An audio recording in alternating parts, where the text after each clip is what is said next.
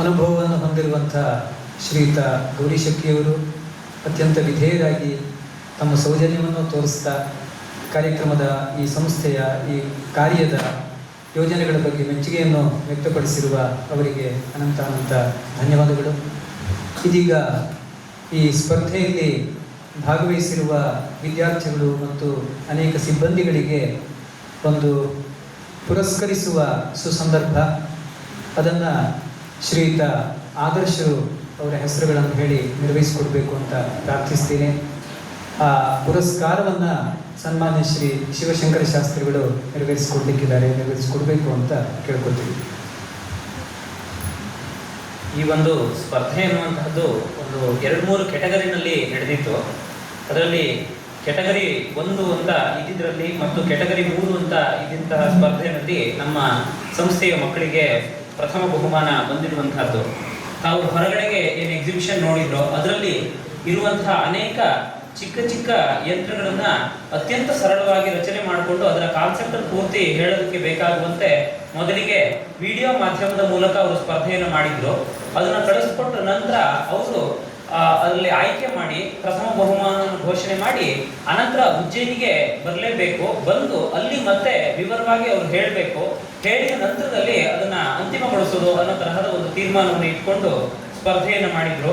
ಆ ಎಲ್ಲ ಹಂತಗಳಲ್ಲಿ ನಮ್ಮ ವಿದ್ಯಾರ್ಥಿಗಳು ಅತ್ಯಂತ ಸಮರ್ಥರಾಗಿ ಪ್ರದರ್ಶನವನ್ನ ಕೊಟ್ಟಿದ್ದಾರೆ.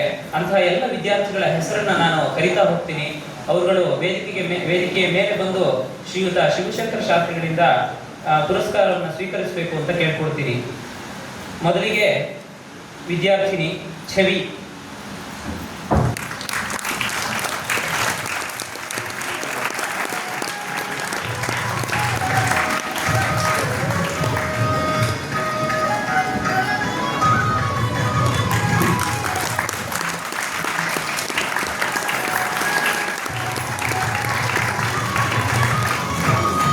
ವಿದ್ಯಾರ್ಥಿನಿ ಕೃತಿ. ಅನಿವಾರ್ಯವಾಗಿ ಆಕೆ ಇಂದು ಸಭೆಯಲ್ಲಿ ಭಾಗವಹಿಸೋಕಾಗ್ತಾ ಇಲ್ಲ. ಶ್ರೀಯಾ.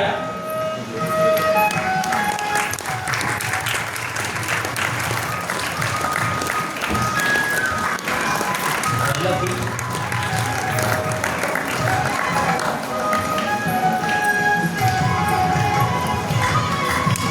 ಪಾವನ.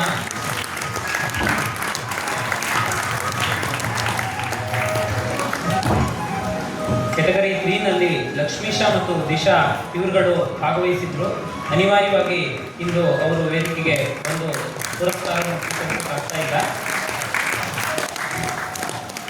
ಇನ್ನು ನಮ್ಮ ಸಂಸ್ಥೆಯ ವಿದ್ಯಾನಂದಿನಿ ಗುರುಕುಲದ 4 ಜನ ಮಕ್ಕಳು ಅವರು ಕೂಡ ಈ ಸ್ಪರ್ಧೆಯಲ್ಲಿ ಭಾಗವಹಿಸಿದ್ರು. ಅವರುಗಳು ಕೂಡ ವೇದಿಕೆಗೆ ಬಂದು ಪುರಸ್ಕಾರವನ್ನು ಸ್ವೀಕರಿಸಬೇಕು. ಕಾರಣ ನಮ್ಮ ಜ್ಯೋತಿರ್ಧಾಮದ ಒಂದು ವರ್ಗದ ಕಡೆಯಿಂದ ಅವರು ಎಲ್ಲರೂ ಕೂಡ ಶಿಕ್ಷಣವನ್ನು ಪಡೆದು ಅತ್ಯಂತ ಚೆನ್ನಾಗಿ ಅವರು ಭಾಗವಹಿಸಿದ್ದಾರೆ. ಅನಘ.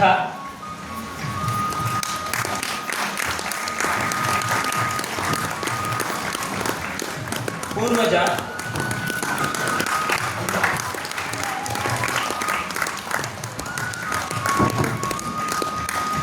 ಮಹಾನ್.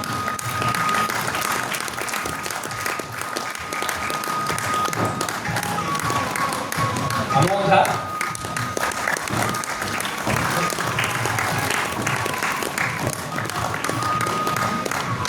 ಇದಲ್ಲದೆ ಸಂಸ್ಥೆಯ ಇನ್ನು ಅನೇಕ ಸಿಬ್ಬಂದಿಗಳು ಮತ್ತು ಸೇವಾ ವೃತ್ತಿಗಳು ಈ ಕಾರ್ಯಕ್ರಮದಲ್ಲಿ ವಿಶೇಷ ಪ್ರದರ್ಶನದಲ್ಲಿ ಭಾಗವಹಿಸಿದ್ರು. ಅವರು ಕೂಡ ವೇದಿಕೆಗೆ ಬಂದು ಆಗಮಿಸಿ ಪುರಸ್ಕಾರವನ್ನು ಸ್ವೀಕರಿಸಬೇಕು. ಗೋವಿಂದ.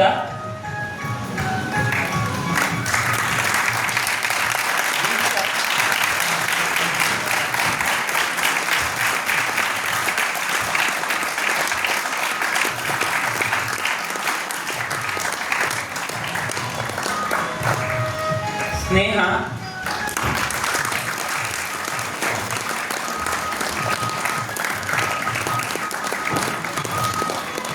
ಶ್ರೀಧರ.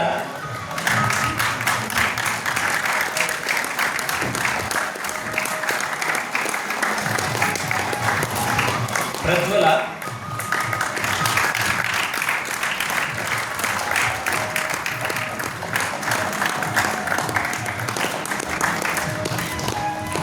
ಶ್ರೀಪ್ರಿಯ.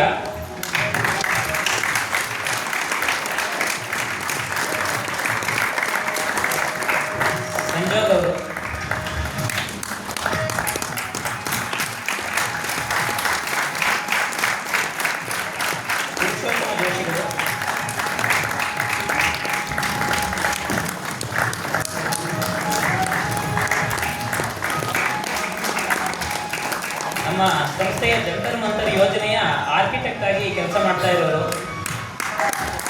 ಪುರುಷೋತ್ತಮ ಜೋಶಿಗಳು ಇವರು ವಿದ್ವಾಂಸರು, ಜ್ಯೋತಿಷ ವಿದ್ಯೆಯನ್ನ ವಿಶೇಷವಾಗಿ ಸಂಸ್ಕೃತದಲ್ಲಿ ಅಧ್ಯಯನ ಮಾಡಿದವರು. ಇನ್ನೊಬ್ರು ಕಿರಣ್ ರಾವ್ ಅಂತ ನಮ್ಮ ಸಂಸ್ಥೆಯ ಜಂತರ್ ಮಂತರ್ ವಿಭಾಗದ ಇಂಜಿನಿಯರ್ ಅವರು. ಅನಿವಾರ್ಯವಾಗಿ ಅವರು ಇಂದು ವೇದಿಕೆಗೆ ಆಗಮಿಸೋದಕ್ಕಾಗ್ತಾ ಇಲ್ಲ. ಇದರ ಒಂದು ವಿಶೇಷತೆಯನ್ನು ಒಂದೆರಡು ಮಾತುಗಳಲ್ಲಿ ಹೇಳ್ತೀನಿ. ಈ ಯಂತ್ರಗಳನ್ನ ನಿರ್ಮಾಣ ಮಾಡಬೇಕಾಗಿದ್ರೆ ನಮಗೆ ತುಂಬಾ ದೊಡ್ಡ ಚಾಲೆಂಜ್ ಇತ್ತು. ತಾವು 9ನೇ ತಾರೀಕು ಡಿಸೆಂಬರ್ 7ನೇ ತಾರೀಕು ಉದ್ಘಾಟನೆ ಕಾರ್ಯಕ್ರಮ ಆದಾಗ ಇಲ್ಲೊಂದು ಎಕ್ಸಿಬಿಷನ್ ಅನ್ನ ನಾವು ಮಾಡಿದ್ವಿ. ಆಗ ಅನೇಕರು ಬಂದಿದ್ರಿ. ಆ ಎಕ್ಸಿಬಿಷನ್ ನಾವು ಏನ್ ಮಾಡಿದ್ವು, ಅದರಲ್ಲಿ ಡಿಸ್ಮ್ಯಾಂಟಲ್ ಮಾಡೋ ತರಹ ಏನು ಇರಲಿಲ್ಲ ಮತ್ತು ಬಹಳ ಸರಳವಾಗಿರುವಂತಹ ಕೆಲವು ಪದಾರ್ಥಗಳನ್ನು ಬಳಸಿ ಸುಲಭವಾಗಿ ನಾವು ಹೇಗೆ ಮಾಡ್ಕೋಬಹುದು ಹಾಗೆ ಮಾಡ್ಕೊಂಡಿದ್ವಿ. ಆದ್ರೆ ಉಜ್ಜಯಿನಿಗೆ ಹೋಗ್ಬೇಕಾಗಿದ್ರೆ ನಮಗೆ ಒಂದು ಚಾಲೆಂಜ್ ಏನಿತ್ತು ಅಂತಂದ್ರೆ ಅದನ್ನ ಡಿಸ್ಮ್ಯಾಂಟಲ್ ಮಾಡುವಂತೆ ಮಾಡ್ಕೊಂಡು ನಾವು ಅಲ್ಲಿ ತಗೊಂಡು ಹೋಗ್ಬೇಕು. ಮತ್ತು ನಮಗೆ ಸಮಯಾವಕಾಶ ಇದ್ದಿದ್ದು ಮತ್ತೆ ಅದನ್ನು ಯೋಜಿಸೋದಕ್ಕೆ ಕೇವಲ ಅರ್ಧ ದಿವಸ ಮಾತ್ರ. ನಮಗೆ ಸುಮಾರು 2 ಅಡಿ ಚೌಕದ ಅಗಲವಾದಂತಹ ಯಂತ್ರಗಳನ್ನ ಮಾಡಬೇಕು. ಇಲ್ಲದೆ ಹೋದ್ರೆ ಅದ್ರ ಇಂಪ್ಯಾಕ್ಟ್ ತುಂಬಾ ಬರಲ್ಲ ಮತ್ತು ಡೀಟೇಲಿಂಗ್ ಮಾಡೋದಕ್ಕೆ ಸಾಧ್ಯ ಇಲ್ಲ ಅನ್ನೋ ಕಾರಣಕ್ಕೆ ಸ್ವಲ್ಪ ದೊಡ್ಡದಾಗಿರುವಂತಹ ಯಂತ್ರಗಳನ್ನ ಮಾಡ್ಕೊಂಡು ಹೋಗ್ಬೇಕಾಗಿತ್ತು. ಹಾಗಾಗಿ ನಾವು ಹೊರಗಡೆ ಯಾರನ್ನಾದ್ರೂ ಬಳಸ್ಕೊಳ್ಳೋಣ ಅಂತ ಚಿಂತನೆ ಮಾಡಿ ಬೇರೆ ಬೇರೆ ಕಾರ್ಪೆಂಟರ್ಗಳನ್ನ, ಬೇರೆ ಬೇರೆ ಈ ಕ್ಷೇತ್ರದಲ್ಲಿ ಕೆಲಸ ಮಾಡೋರನ್ನ ಪ್ರಯತ್ನ ಪಟ್ಟು ನೋಡಿದಾಗ ನಮಗೆ ಈ ಕೆಲಸ ಹರಿಯೋಲ್ಲ ಅಂತ ಅನ್ಸೋಕ್ ಶುರುವಾಯ್ತು. ಕಾರಣ ಏನು ಅಂತಂದ್ರೆ ಕಾನ್ಸೆಪ್ಟ್ ಏನಿದೆ ಅದನ್ನ ಅವರಿಗೆ ಅರ್ಥ ಮಾಡಿಸೋದೇನೆ ದೊಡ್ಡ ಚಾಲೆಂಜ್ ಆಗ್ಬಿಟ್ಟಿತ್ತು ನಮಗೆ. ಅವರು ಅದರಲ್ಲಿ ಪೂರ್ತಿ ಡೀಟೇಲ್ ಆಗಿ ಮಾಡಿ ಯಾವೆಲ್ಲ ವೃತ್ತಗಳು ತಿರುಗಬೇಕು, ಯಾವ್ದು ಸ್ಟಿಲ್ ಆಗಿರ್ಬೇಕು, ಯಾವ್ದು ಫರ್ಮ್ ಆಗಿರ್ಬೇಕು, ಯಾವ್ದು ತೆಗೆಯೋಕ್ ಬರುವಂತೆ ಇರಬೇಕು, ಯಾವ್ದನ್ನ ಉತ್ತರ ದಕ್ಷಿಣವಾಗಿ ಮೂವ್ ಮಾಡುವಂತೆ ಇರಬೇಕು, ಯಾವ್ದನ್ನ ಪೂರ್ವ ಪಶ್ಚಿಮವಾಗಿ ಮೂವ್ ಮಾಡುವಂತೆ ಇರಬೇಕು, ಇದಿಷ್ಟೂ ವಿಷಯಗಳನ್ನು ಅವರಿಗೆ ಅರ್ಥ ಮಾಡಿಸಿ ಅದನ್ನ ಡಿಸ್ಮ್ಯಾಂಟಲ್ ಮಾಡುವಂತೆನೂ ಮಾಡುವಂತಹದ್ದು ತುಂಬಾ ಕಷ್ಟದ ಕೆಲಸ ಅನ್ನುವಂತೆ ಆಗ್ಬಿಟ್ಟಿತ್ತು.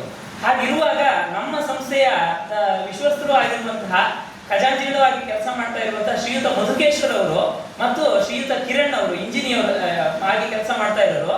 ಇವರಿಬ್ರು ಸೇರ್ಕೊಂಡು ಮತ್ತು ನಮ್ಮ ಸಂಜೋಗ್ ಅವರು, ಇವ್ರು 3 ಜನ ಸೇರ್ಕೊಂಡು ಇದನ್ನ ಸಾಧ್ಯಗೊಳಿಸಿದ್ದಾರೆ. ಹೆಚ್ಚು ಕಡಿಮೆ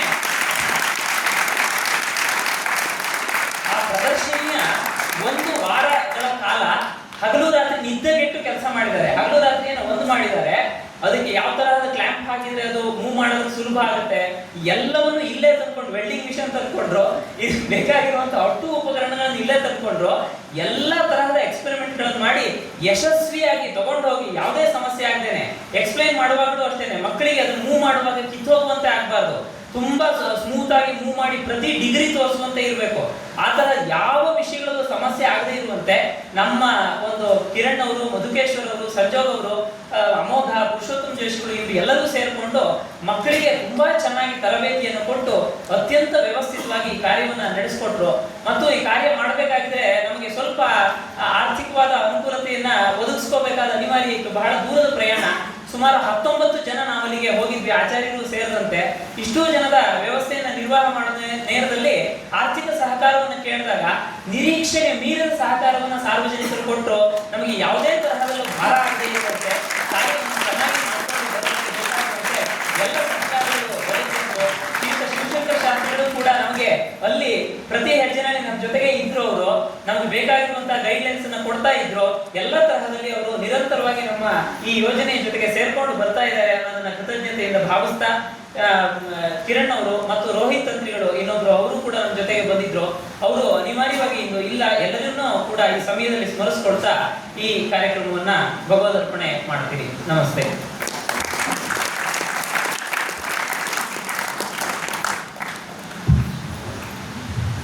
ಈ ಪ್ರತಿಭಾ ಪುರಸ್ಕಾರದ ಕಾರ್ಯಕ್ರಮವನ್ನು ನೆರವೇರಿಸಿಕೊಟ್ಟಂತಹ ಕಾರ್ಯದರ್ಶಿಗಳಿಗೂ ಅಭ್ಯಾಗತರಿಗೂ ವಂದನೆಗಳು. ಒಂದು ಮಾತು ಹೇಳಬೇಕು, ಈ ಎಲ್ಲ ಕಾರ್ಯದಲ್ಲಿ ಶ್ರೀಮಾನ್ ಆದರ್ಶರು ಕೂಡ ಸಕ್ರಿಯವಾಗಿ ಕೆಲಸವನ್ನು ಮಾಡಿದ್ದಾರೆ.